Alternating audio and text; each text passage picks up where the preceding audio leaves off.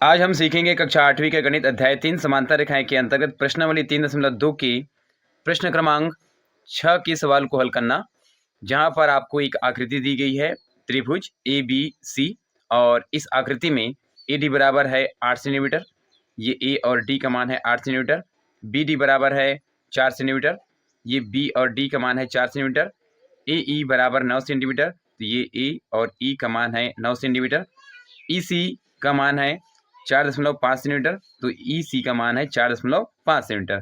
तो क्या D E समांतर बी सी है, और है तो क्यों है? यहाँ ये डी ई समांतर है क्या बी सी के कहा गया है, और ये है तो क्यों है? तो डी ई समांतर बी सी आपको सिद्ध करना है एक प्रकार से।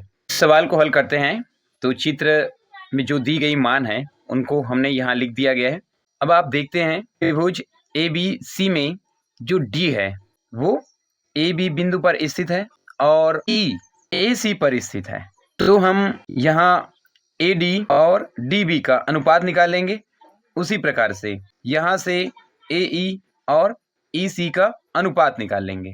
पहले हम ए डी बटा डी बी का अनुपात निकालेंगे और उसके मानों को हम रख देंगे।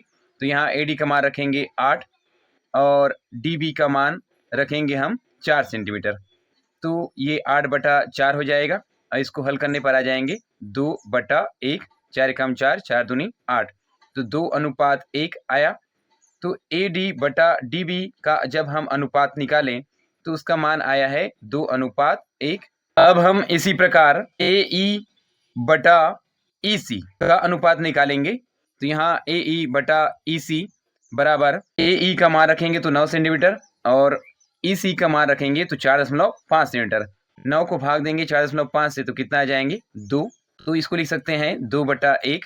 ए ई बटा ई सी का जब हम अनुपात निकाले तो आया था 9/4.5, हल करने पर 2:1। हम देखते हैं यहाँ दोनों अनुपात समान है। किसका किसका अनुपात? ए डी बटा डी बी का अनुपात 2:1 और ए ई बटा ई सी का अनुपात 2:1। तो ए डी बटा डी बी बराबर है ए ई बटा ई सी के। क्योंकि हम जानते हैं किसी त्रिभुज में एक भुजा के समांतर खींची गई रेखा अन्य दोनों भुजाओं को समान अनुपात में विभाजित करती है। हमने इससे पहले पढ़ा है कि कोई भी त्रिभुज में एक भुजा के समांतर यदि हम रेखा खींचते हैं तो वह अन्य दोनों भुजाओं को समान अनुपात में विभाजित करती है। तो इसके विलोम के अनुसार हमने देखा यहाँ समान अनुपात में तो पहले से विभाजित हो रही है, तो इसका यह मतलब हुआ कि डी ई समांतर होगा किसके? बी सी के। अतः हम लिख सकते हैं डी ई समांतर बी सी है। आपसे पूछा गया था इस आकृति में जो मान दिए गए हैं उसके आधार पर डी ई समांतर बी सी है क्या? तो हमने देखा पहले हमने ए डी बटा डी बी का अनुपात निकाले और फिर ए ई बटा ई सी का अनुपात निकाले और वह दोनों अनुपात क्या था? समान हुआ था। और हम जानते हैं किसी भी त्रिभुज में एक भुजा के समांतर खींची गई रेखा अन्य दोनों भुजाओं को समान अनुपात में विभाजित करती है। ठीक उसी प्रकार से जब यहाँ ए डी बटा डी बी और ए ई बटा ई सी समान अनुपात में है तो इसका यह मतलब हुआ कि डी ई समांतर होगा किसके? बी सी के।